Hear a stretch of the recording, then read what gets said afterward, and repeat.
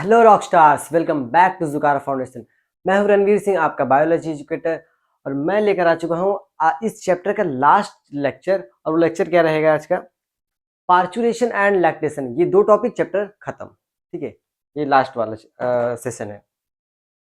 अब हम देखेंगे लैक्टेशन और पार्चुरेशन होता क्या है। तो पहले हम यहाँ देखेंगे पार्चुरेशन, देन आफ्टर लैक्टेशन। ठीक है, पहले हम देखेंगे पार्चुरेशन क्या होता है। तो पहले हम पार्चुरेशन के बारे में जान लेते हैं, उसके बाद ये डिस्कस करते हैं। पार्चुरेशन क्या होता है? पार्चुरेशन को ही हम लोग कहते हैं डिलीवरी, मतलब जो बेबी का जो बर्थ होता है, इसी प्रोसेस को हम कहते हैं पार्चुरेशन। ठीक है, तो अगर हम इसका डेफिनेशन लिखना चाहें तो सिंपल सा लिख सकते हैं, डिलीवरी ऑफ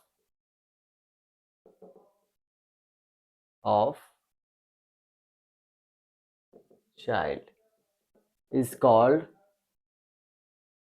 पार्चुरेशन। इस पार्चुरेशन या इसी को हम कहते हैं लेबर। ठीक है, तो पार्चुरेशन का मतलब होता है बस डिलीवरी ऑफ फीटस, मतलब डिलीवरी ऑफ चाइल्ड, जो बर्थ होता है उसी को हम कहते हैं पार्चुरेशन। और ये एक तरह का इंडोक्राइन सॉरी न्यूरोक्राइन मैकेनिज्म है। ये कैसा मैकेनिज्म है? जो पार्चुरेशन है एक न्यूरोक्राइन न्यूरोक्राइन क्राइन मैकेनिज्म न्यूरोक्राइन मैकेनिज्म होता है। वो क्यों होता है अभी मैं यहाँ दिखाने वाला हूँ। तो ये जो पार्चुरेशन होता है क्या अचानक से हो जाता है? अचानक से तो नहीं होता होगा। जब ये जो गेस्टेशन पीरियड है 9 मंथ का जो होता है, वो जब कंप्लीट होने वाला होता है, हो जाता है, तब ये जो फीटस और ये जो प्लेसेंटा है, फुल्ली डेवलप एनसीईआरटी की लाइन है। ठीक है, fully develop foetus and placenta से एक सिग्नल क्या होता है, जनरेट होता है। यहाँ पर अगर लिखना चाहूँ,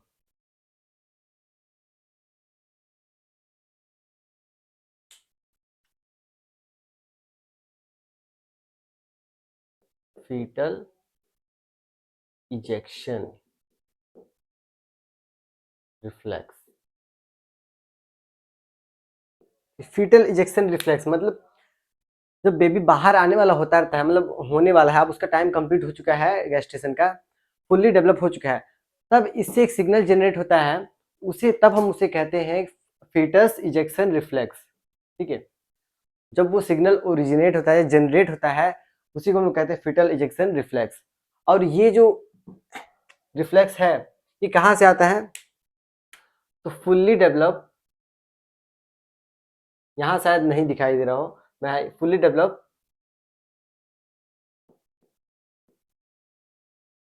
फीटस एंड प्लेसेंटा।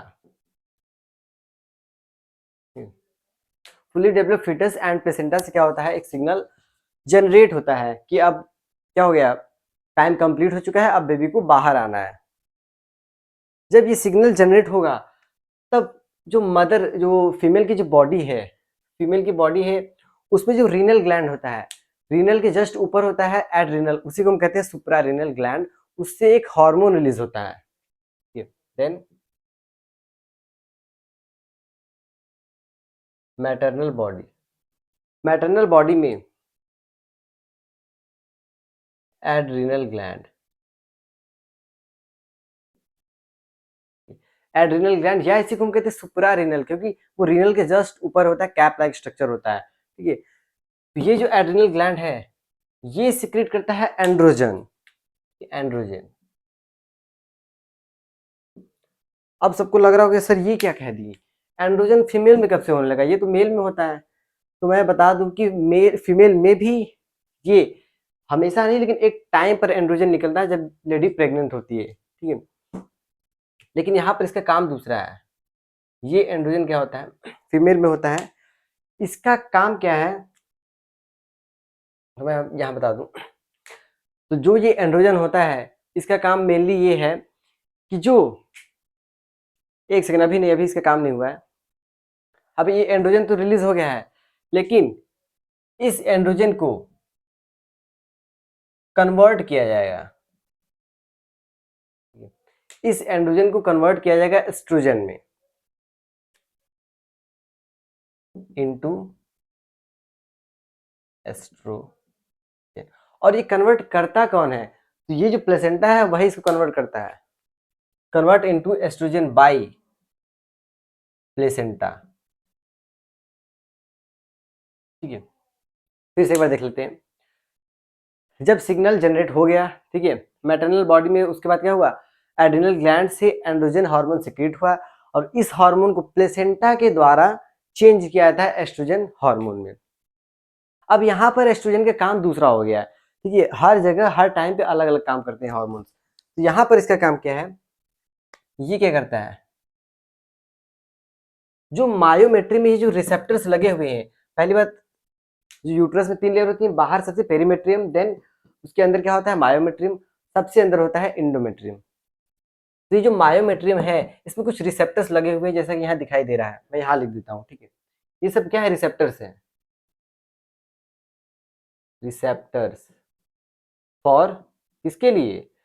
ऑक्सीटोसिन के लिए, ठीक है, ऑक्सीटोसिन के लिए ये रिसेप्टर्स लगे हुए हैं। तो ये जो एस्ट्रोजन है ये करता क्या है? इस रिसेप्टर को ये एक्टिव करता है, ठीक है,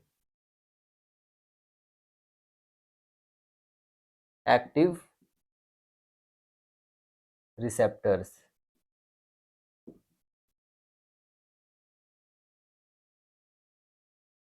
ये क्या करता है? रिसेप्टर्स को एक्टिव कर देता है। अब जैसे ही रिसेप्टर्स एक्टिव हो गए, ठीक है, जैसे ही रिसेप्टर्स एक्टिव हो गए, अब क्या होगा? वैसे ही किसके लिए एक्टिव होना चाहेंगे? ऑक्सीटोसिन के लिए, क्योंकि ये जो होते हैं रिसेप्टर्स, वो ऑक्सीटोसिन के लिए ही वहां वेट कर रहे होते हैं, ठीक है। अब क्या होगा? ये ऑक्सीटोसिन कहाँ से आएगा? ठीक है, जैसे ही एक्टिव हुए रिसेप्टर्स, एक मैसेज जाएगा पिट्यूटरी ग्लैंड को, ठीक है। तो अगर यहाँ पर बनाना चाहें, जगह स्पेस कम है, यहाँ पर बनाते हैं anterior pituitary, sorry, posterior pituitary से, ये पोस्टेरियर पिट्यूटरी, पोस्टेरियर पिट्यूटरी से हार्मोन रिलीज होता है, ऑक्सीटोसिन, ठीक है। जैसे ही मैसेज जाएगा कि नहीं, अब रिसेप्टर्स एक्टिव हो गए, रिसेप्टर एक्टिव हुए, तुरंत मैसेज आएगा पिट्यूटरी ग्लैंड को, वो रिलीज करेगा ऑक्सीटोसिन। अब ऑक्सीटोसिन रिलीज हो चुका है, ठीक है। अब ऑक्सीटोसिन का हमको फंक्शन देखना पड़ेगा, ठीक है। पहले फंक्शन देख लेते हैं, उसके बाद ये डिस्कस करते हैं। तो अगर इधर का नोट हो गया तो मैं इसे इरेज करने वाला हूँ, ठीक है, इरेज कर देता हूँ ताकि और अच्छे समझ में आए।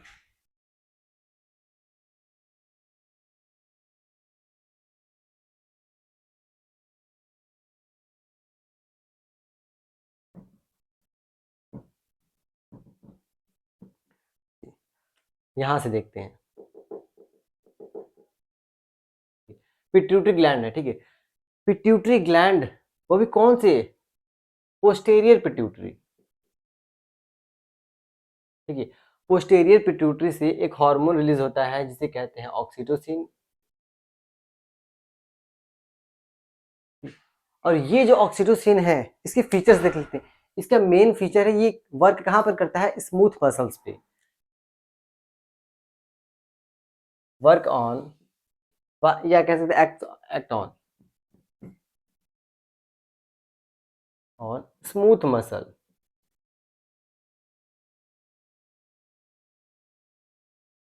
ठीक है। जहां जहां स्मूथ मसल्स हैं वहीं पर ऑक्सीटोसिन वर्क करता है, ठीक है। स्मूथ मसल, ये पॉइंट नोट करने वाली बात है। तो अगर हम बात करें, ये जो मायोमेट्रियम है, मायोमेट्री में भी स्मूथ मसल्स ही होते हैं, ठीक है। तो ये वर्क करेगा, acts on myometrium of uterus, ठीक है। ये जो यूट्रस के जो मायोमेट्रियम वाला लेयर है, इस पर वर्क करता है, और एंड कॉन्ट्रैक्शन, कॉन्ट्रैक्शन और contraction and stronger contraction, stronger contraction. ठीक, एनसीईआरटी की लाइन है, जो ऑक्सीटोसिन है कॉन्ट्रैक्शन कराता है वो भी कैसा, स्ट्रॉन्ग कॉन्ट्रैक्शन, बहुत ज्यादा कॉन्ट्रैक्शन होता है, तभी बेबी क्या होता है, बाहर आ पाता है। अगर क्या होता है कभी कभी ये ऑक्सीटोसिन बहुत ज्यादा रिलीज न होने की वजह से उतना अच्छा कॉन्ट्रैक्शन नहीं हो पाता है, तो डॉक्टर एक इंजेक्शन लगाता है ऑक्सीटोसिन का, ताकि मायोमेट्री में कॉन्ट्रैक्शन हो और जो बेबी हो एक्सपेल्ड आउट हो, बाहर आ जाए। देन आफ्टर क्या होगा, कॉन्ट्रैक्शन के बाद बेबी एक्सपेल्ड आउट, आउट, ठीक है, बाहर आ जाएगा। कुल मिलाजुले इतने सारे प्रोसेस होते हैं पार्चुरेशन में, बेबी को बाहर आने में। सबसे पहले क्या हुआ था, जब कंप्लीट हो जाएगा, ठीक है, इसका जो गैस्ट्रेशन पीरियड है वो कंप्लीट हो चुका है 9 मंथ का। अब फीटस, फुली डेवलप्ड फीटस और प्लेसेंटा से एक सिग्नल जाएगा कि नहीं टाइम कंप्लीट हो चुका, अब हमें क्या होता है, बाहर आना है, बेबी को बाहर आना है। तब फीमेल की एड्रिनल ग्लैंड में एंड्रोजन हार्मोन रिलीज होगा और उस एंड्रोजन हार्मोन को प्लेसेंटा के थ्रू कन्वर्ट किया जाएगा एस्ट्रोजन में। और एस्ट्रोजन क्या करेगा, मायोमेट्री में जो रिसेप्टर्स लगे हुए हैं उनको एक्टिव करेगा, किसके लिए, ऑक्सीटोसिन के लिए। अब जब ये एक्टिव हो चुके हैं तब एक मैसेज जाएगा पिट्यूटरी को, तो पोस्टेरियर पिट्यूटरी से एक ऑक्सीटोसिन रिलीज होगा, ठीक है, पोस्टेरियर से ऑक्सीटोसिन रिलीज होगा। ये क्या करेगा, पहली बात तो ये काम किस पे करता है, स्मूथ मसल्स पे ही काम करता है। तो जितने भी स्मूथ मतलब कि अब जो मायोमेट्री में है उसमें स्मूथ मसल्स होते हैं, तो ये इसी पर वर्क करेगा और रिसेप्टर्स भी यही लगे हुए हैं। तो जैसे ही आएगा, ठीक है, और जो जो क्या कहते हैं, मायोमेट्री में उसमें कॉन्ट्रेक्शन करवाता है बहुत ज्यादा, जिससे कि बेबी आसानी से बाहर आ सके, ठीक है। तो कॉन्ट्रेक्शन हुआ, बेबी बाहर आ चुका है। ये पूरा प्रोसेस क्या है, पार्चुरेशन। अब इसके बाद हम लोग देखेंगे, जब पार्चुरेशन हो जाता है तो मदर की बॉडी में क्या होता है, मिल्क का फॉर्मेशन होने लगता है, और उस प्रोसेस को हम कहते हैं lactation. The process of synthesis of milk या the process of formation of milk is called lactation. तो अब हम अगला टॉपिक देख लेंगे, लैक्टेशन। इसको आप लोग नोट कर लीजिए, मैं इरेज करने वाला हूँ।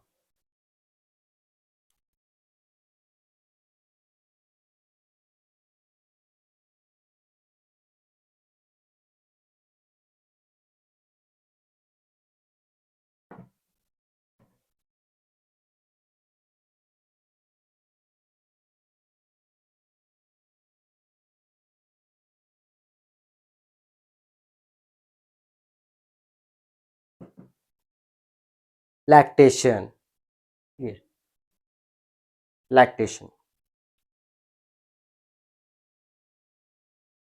अभी जैसा कि मैंने बताया, जैसे ही पार्चुरेशन होता है उसके बाद अब बेबी क्या करता है, बेबी को क्या फूड चाहिए, नरिशमेंट चाहिए, ठीक है, न्यूट्रिशन चाहिए। वो कहाँ से मिलेगा, मिल्क से मिलता है। तो मैटरनल बॉडी में मिल्क का फॉर्मेशन स्टार्ट हो जाता है। तो हम कह सकते हैं द प्रोसेस ऑफ फॉर्मेशन, या सिंथेसिस कह सकते हैं, synthesis of milk in mother body is called lactation, ठीक है। इस प्रोसेस को कहते हैं लैक्टेशन। अब हम देखते हैं लैक्टेशन कैसे स्टार्ट होता है, कौन से हार्मोन वर्क करते हैं, कैसे मिल्क क्या होता है, सीक्रेट होता है बाहर। हम देखते हैं, स्टार्ट करते हैं। तो पहले हम देखते हैं जो लैक्टेशन होता है, देखिए जैसे ही पार्चुरेशन हो गया, अब क्या होगा, जो मैटरनल बॉडी है,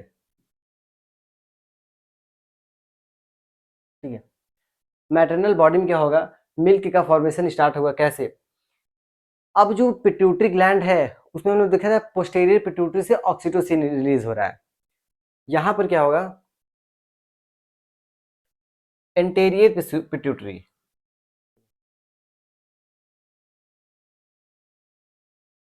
एंटेरियर पिट्यूटरी, ये जो एंटेरियर पिट्यूटरी है ये एक हार्मोन रिलीज करेगा, कौन सा, प्रोलैक्टिन, ये प्रोलैक्टिन, ये एक हार्मोन रिलीज करेगा प्रोलैक्टिन।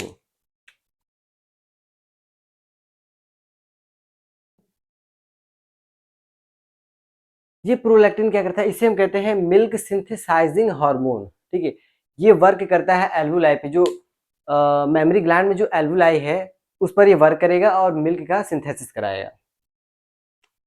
ये करेगा एक्ट्स ऑन एल्वुलाई।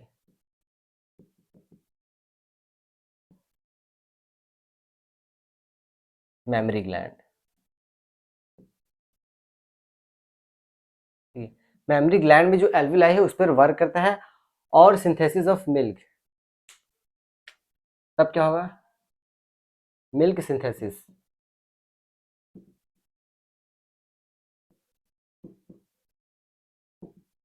मिल्क का सिंथेसिस हो गया, मतलब एल्वुलाई में मिल्क बन चुका है लेकिन अभी वो बाहर नहीं आया। बाहर कैसे आएगा, क्योंकि अभी जो सॉरी जो ब्रेस्ट होता है, ब्रेस्ट में स्मूथ मसल्स होते हैं। ठीक है, स्मूथ मसल्स, जब तक उसमें कॉन्ट्रैक्शन नहीं होगा मिल्क बाहर नहीं आएगा। बन तो चुका है लेकिन अभी इजेक्ट नहीं हुआ है, बाहर नहीं आएगा। तो बाहर कैसे आएगा, यहाँ पर भी वर्क करता है ऑक्सीटोसिन, क्योंकि यहाँ पर भी क्या है, स्मूथ मसल्स है, उसमें कॉन्ट्रैक्शन कराएगा कौन, ऑक्सीटोसिन।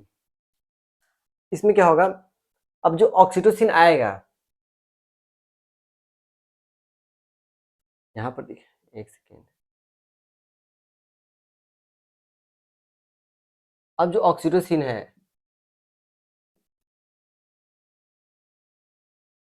ऑक्सीटोसिन,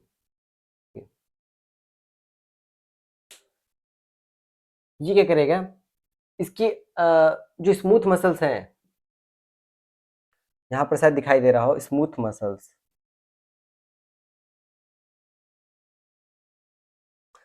जो ब्रेस्ट में जो स्मूथ मसल्स है वहां पर क्या करेगा, कॉन्ट्रैक्शन कराएगा। ये कॉन्ट्रैक्शन,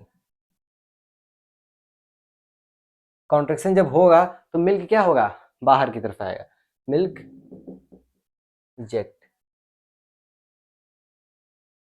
मिल्क इजेक्ट। तो इतने सारे प्रोसेस होते हैं इसमें। क्वेश्चन ये आता है कि मिल्क सिंथेसाइजिंग हार्मोन कौन सा है, तो बहुत लोग कंफ्यूजन में लगाते हैं ऑक्सीटोसिन, लेकिन ये कौन सा हार्मोन है, मिल्क इजेक्टिंग हार्मोन। ठीक है, मैं यहाँ लिख देता हूँ, milk ejecting hormone, milk ejecting. ठीक है, ऑक्सीटोसिन को कहते हैं मिल्क इजेक्टिंग हार्मोन और प्रोलैक्टिन को कहते हैं मिल्क सिंथेसाइजिंग हार्मोन। दोनों में कंफ्यूजन नहीं होना है। अब ये जो मिल्क, पहले जो लैक्टेशन में जो फर्स्ट सॉरी जो पहला मिल्क बनता है, जो फर्स्ट डे वाला होता है, उसे हम कहते हैं कोलेस्ट्रम। यहीं पर दिखा देते हैं। ठीक है, फर्स्ट मिल्क होता है उसे कहते हैं, पहले बात तो वो येलोइश मिल्क होता है। ठीक है, येलोइश, वो मिल्क कैसा होता है, येलो येलो होता है। और इस मिल्क को हम कहते हैं कोलेस्ट्रम।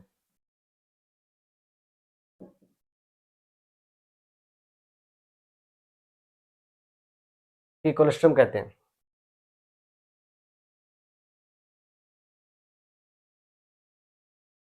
और इस जो ये जो कोलेस्ट्रम है, जो फर्स्ट मिल्क मतलब मिल्क है, इसमें काफी ज्यादा मात्रा में न्यूट्रिएंट्स होते हैं और एंटीबॉडी होता है। ठीक है, इसमें क्या होता है,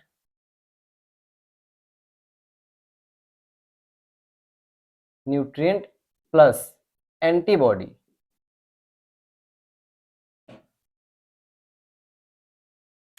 एक मिनट में यहाँ चेक कर लूँ पहले, वहां दिख रहा है कि नहीं। हाँ दिखाई दे रहा है, ओके कोई दिक्कत नहीं। ठीक है, तो ये जो कोलेस्ट्रॉल होता है इसमें न्यूट्रिएंट होता है बहुत ज्यादा मात्रा में। ठीक है, और एंटीबॉडी होता है। एंटीबॉडी में भी कौन सा एंटीबॉडी होता है, तो अगर हम इसकी एंटीबॉडी देखें तो इसमें होता है IgA। ठीक है, IgA एंटीबॉडी होता है, इसे हम कहते हैं सिक्रीटरी एंटीबॉडी। एंटीबॉडी, ठीक है, जिससे बेबी की इम्यूनिटी बहुत ही क्या होती है, स्ट्रांग होती है। तो मिल्क क्या करना चाहिए, तो ब्रेस्ट फीडिंग कराना चाहिए जिससे बेबी की इम्यूनिटी क्या हो, काफी स्ट्रांग हो। तो हम फिर से देख लेते हैं, जो फर्स्ट मिल्क मिल्क होता है येलो कलर का होता है, उसे कोलेस्ट्रम कहते हैं। वो न्यूट्रिएंट रिच होता है। ठीक है, न्यूट्रिएंट, ठीक है, न्यूट्रिएंट रिच होता है और प्लस एंटीबॉडी भी होता है। एंटीबॉडी कौन सा होता है, IgA, ये नीट का क्वेश्चन है। ठीक है, IgA कौन सी एंटीबॉडी, IgA, उसे क्या कहते हैं, सिक्रेटरी एंटीबॉडी। ठीक है, तो सिक्रेटरी एंटीबॉडी, अब मुझे नहीं लगता इसमें कुछ छूटा है। Milk synthesising hormone prolactin, milk ejecting hormone oxytocin. तो अब कंप्लीट हो चुका है लैक्टेशन और पार्चुरेशन। पार्चुरेशन और लैक्टेशन दोनों कंप्लीट हो चुका है, लेकिन एक बेसिक से टॉपिक है वो एनसीईआरटी में नहीं दिया हुआ है। अब वो है ट्विंस। ठीक है, अब हम देखते हैं ट्विंस क्या होते हैं। आप इसे नोट डाउन कर लीजिए। अब आते हैं ट्विंस, देखते हैं ट्विंस कैसे होते हैं और कैसे बनते हैं, क्यों बनते हैं।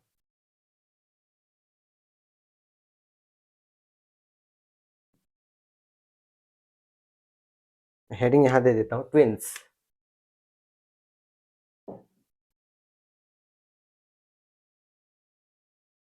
ट्विंस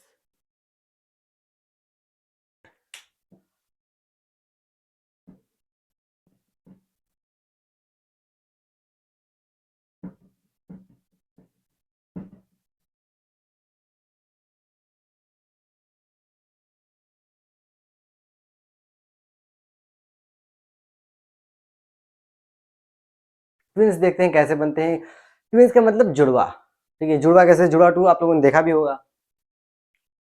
एक को मारते हैं तो दूसरे को भी, जो अगर पास होते हैं तो अगर एक को कोई पीटता है तो दूसरे को भी क्या फील होता है। ऐसा क्या सच में होता है? देखते हैं होता है कि नहीं होता है। अगर हम ट्विंस की बात करें तो ट्विंस दो तरह के होते हैं। एक होते हैं मोनोजाइगोटिक, एक होता है मोनोजाइगोट और दूसरा होता है डाइजाइगोटिक।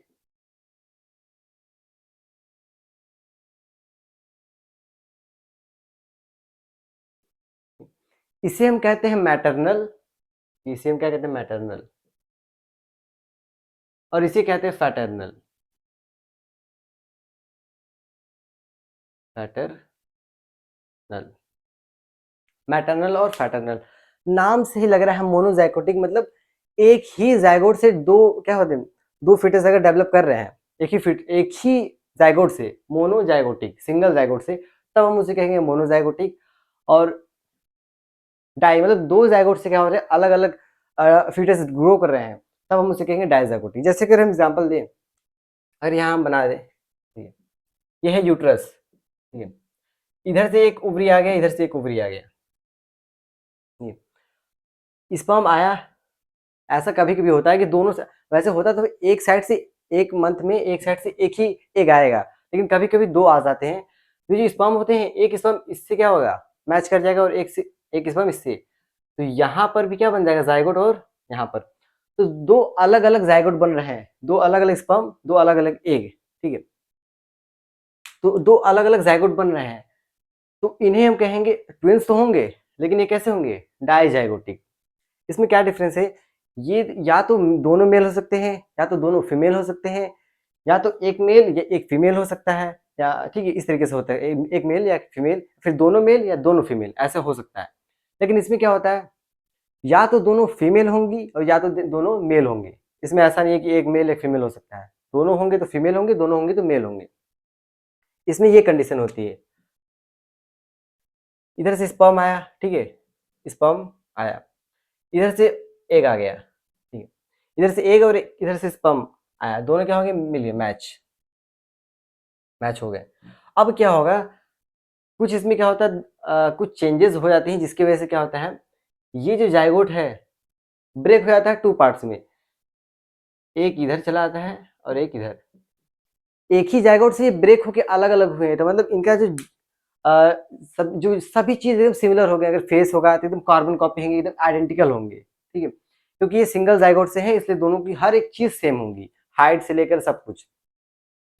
तो इन्हें हम कहते हैं मोनोजाइगोटिक, मतलब ये सिंगल जाइगोट से है, ये दोनों अलग अलग जाइगोट से है। अब इसके कुछ फीचर्स देख लेते हैं। आई होप ये सबको समझ में आ गया होगा, क्योंकि एक ही जाइगोट से दो अलग अलग ट्विंस बन रहे हैं, इसीलिए हम इसे मोनोजाइगोटिक कह रहे हैं। ये दो अलग अलग जाइगोट से ही ट्विंस बन रहे हैं, इन्हें हम कहते हैं डाइजाइगोटिक। अब हम कुछ देख लेते हैं फीचर्स कि मोनोजाइगोटिक में क्या फीचर्स हैं और डाइजाइगोटिक में। पहली बात, ये जो मोनोजाइगोटिक होते हैं ये कैसे होते हैं, सिंगल सेल्ड, मतलब सिंगल जाइगोट से, सिंगल जाइगोट। इसमें क्या होता है, टू जाइगोट,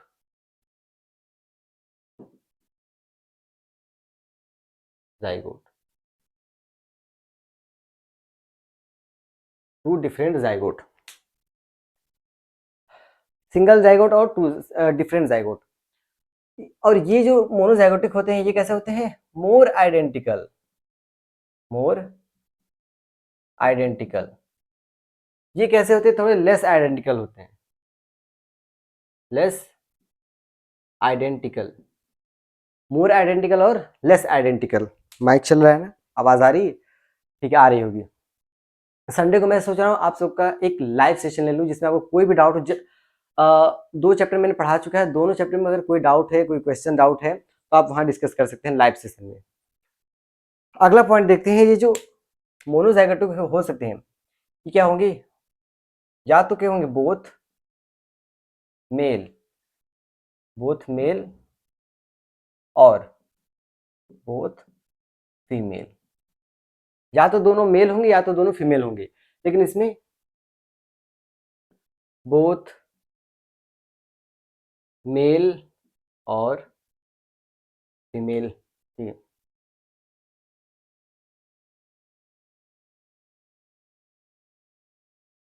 आप कह सकते हैं इधर इधर या तो दोनों मेल होंगे या तो दोनों फीमेल होंगे। इसमें क्या होंगे? इधर बोथ मेल और फीमेल और वन मेल